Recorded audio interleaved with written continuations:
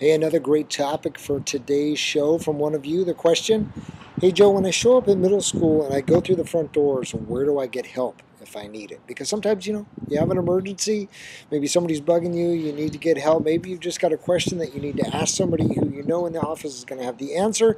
Maybe you just need to get on the phone because for whatever reason your cell phone isn't working and you need to call mom or dad or somebody else important. So you got to know where to go. But bigger than that, you're going to want to make sure that when you get through the front door that the people on the other side are actually going to want to help you.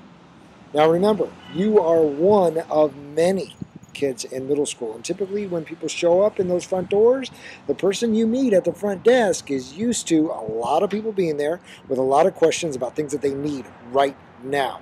And that's kind of a tough place to be because they're trying to answer all your questions and get back to what their regular job is. So that can be frustrating for them at times, unless they know you. And this is the key.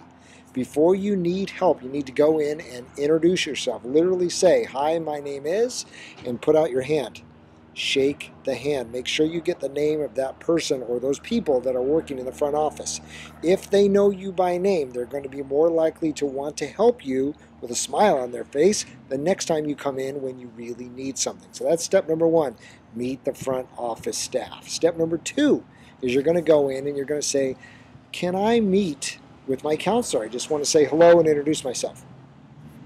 Okay, sounds like a reasonable request. It is if you know the person that you're asking there at the front. So you've already stepped in, you've met the front office staff. The next time you go in, maybe the next week, you say, hello, Mrs. whoever it is that's working there. Remember me, I'd like to go and say hello to my counselor. Can you make that happen? Can you help me out with that? Essentially what you're asking. Wonderful. They know you. They're going to take you right down, or they're going to let you know a time when you can actually get back and meet with them. If you meet kind of a brick wall, I call it at that point, which is for whatever reason they can't help you, no problem. You get online on your school's website, you look for your counselor by name, chances are there's an email address. Click, send them an email. Nobody's ever going to know because you're doing it in the privacy of your own bedroom, so nobody's going to know. Don't have to be embarrassed about it. Nobody will ever find out either. Hey, I'm so-and-so. I'd love to come in and just introduce myself and say hello. Because you may not get to meet that counselor right away. It may be halfway through the year before you get to meet them. This is a critical person because they can help you when you are in an emergency or even if you just have a basic question. Got to develop that relationship. So that's person number two. Person number three, while you're in meeting with your counselor, you say, hey, can I say hello to the vice principal or assistant principal or whatever label they go by at your school? That is the third person you definitely have to meet because that person is a position of power and they can make big decisions. And if you know that person and you have a question or a concern, they are somebody who can help you solve that problem. When you're in meeting with the vice principal or assistant principal, you say, hi, could I say hello to the principal if you haven't already met this person? Because they're at the top.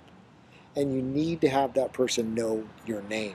And not in a negative way, like you show up there and it's because you got sent to the principal's office. Not a good place to be. But if they know your name, now you are not just one of many, you are the one that they get to know. And remember, this could be a person too that might write you a letter of recommendation if you ever need to get a job or volunteer. It's a great person to have on your list of kind of who knows me that's important. So there you have it. Those are the four real people. Get started. First, second week of school, get on this because the sooner you develop those relationships, the more at peace you're going to feel, the more relaxed you're going to feel, the less nervous you're going to be when you walk through that front door. Have a great year. Take care of yourself.